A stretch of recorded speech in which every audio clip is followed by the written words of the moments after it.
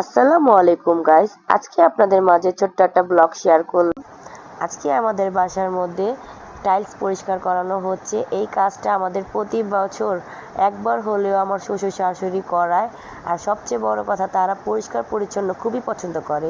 এখন আমি আমার ছেলের সাথে একটু টাইম স্পেন্ড করতেছি আমার ছেলের সাথে, তাকে একটু আদর করতেছি এবং আবার কাজে নেমে গিয়েছি। কাজ দেখাচ্ছি, কাজ কিভাবে করতেছে। হ্যাঁ, যথেষ্টভাবে ভালো কাজ করছে সে এবং তার কাজ খুবই নিখুঁত, খুবই ভালো, খুবই সুন্দর কাজ। আর সবচেয়ে বড় কথা, সে অনেক সুন্দর করে পরিষ্কার করতেছে। এখন কাজ দেখানোর পর আবার আবার আমি আমার নিজের কাজে চলে গিয়েছি। খাসির রেজালা, সাদা পোলাও, শুক্রবার বলে কথা, আমার হাজবেন্ড আজকে আবদার করেছে খাসির রেজালা সাদা পোলাও খাবে।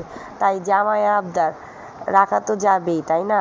তাই কাজ করতেছি, রান্না বান্না অলমোস্ট শেষ। এখন আবার কাজে চলে যাব।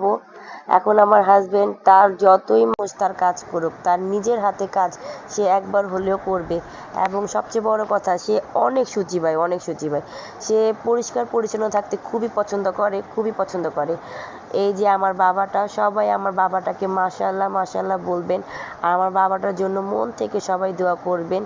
আমার বাবাটা মাশাআল্লাহ মাশাআল্লাহ, আল্লাহ যেন বাবুটাকে আমার সুস্থ রাখে। এই যে আবার খালাকে আমার টয়লেট দেখাচ্ছি। খালা টয়লেট পরিষ্কার করতেছে।